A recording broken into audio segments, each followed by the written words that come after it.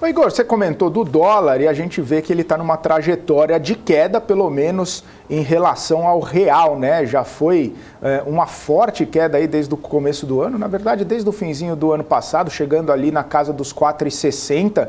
E basicamente a gente está vendo esse movimento pela questão Rússia e Ucrânia, pela entrada de capital estrangeiro aqui na Bolsa Brasileira. Só que a gente olha para frente e vê um cenário de eleição que pode trazer volatilidade, não só para a Bolsa, mas também para a moeda americana. Queria saber, né, a sua visão para esse contexto, né, de dólar para baixo ou dólar volátil nos próximos meses, nas próximas semanas.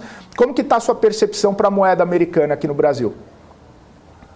Bom, existem dois fatores fundamentais que estão impactando a entrada de dólares, né? A gente teve 21 bilhões de dólares de entrada no mês de março, o que é um recorde significativo.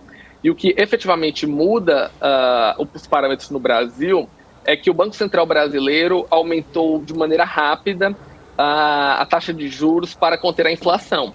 Isso significa que o spread em vários títulos públicos e alguns fundos de investimentos está muito atrativo para o investidor estrangeiro, do ponto de vista da taxa básica Selic e títulos indexados e a taxa de inflação.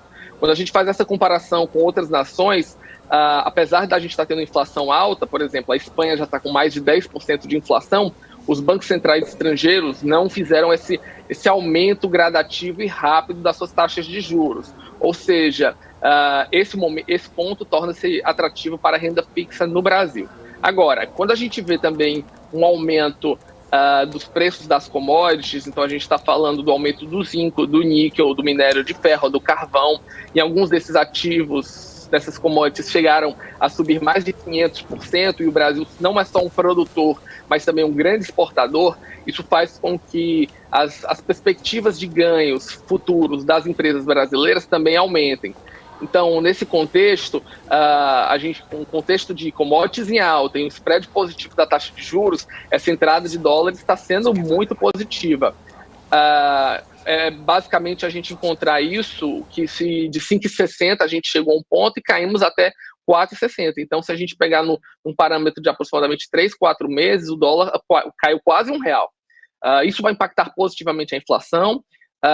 Isso vai impactar também o crescimento do Brasil. A gente deve ter um crescimento alto do ponto de vista do setor exportador e deve puxar a economia. Alguns bancos de investimento já revisam para cima o PIB brasileiro, algo que não vinha acontecendo há bastante tempo. Agora, se isso é uma tendência que vai continuar até o final do ano, é muito difícil a gente dizer. Sabemos que eleições são conturbadas, são impactantes. A gente está tendo eleições não só no Brasil, mas nas próximas semanas a gente está tendo eleições na França também, que impacta o mercado global, o segundo país mais importante da União Europeia.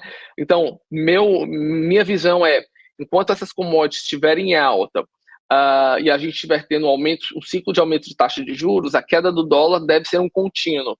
Agora, quando a gente começar a entrar no final do ano, e esse final do ano começar a impactar o aspecto eleitoral brasileiro e a gente continuar tendo, a gente de alguma maneira começar a cair os preços de commodities por algum motivo, como por exemplo o fim do conflito na Ucrânia, eu acho que esse dólar tende a voltar a subir para patamares próximos a R$ 5.